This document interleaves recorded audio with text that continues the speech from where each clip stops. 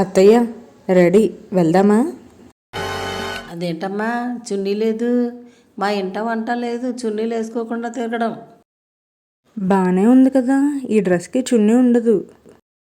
సరేలేండి, నేను వేరే డ్రెస్ మీద చున్నీ వేసుకుని వస్తాను. అత్తయ్య వెళ్దామా?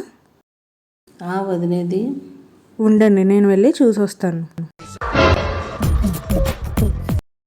ఏమైంది వదినా? ఏంటి డ్రెస్? వెళ్ళి వేరేది మార్చుకుండ్రా. దీనికేమైంది? అది చిన్నపిల్ల. చూసారా సార్ వీడు డబుల్ యాక్షన్, పరమ దుర్మార్గుడు సార్ వీడు.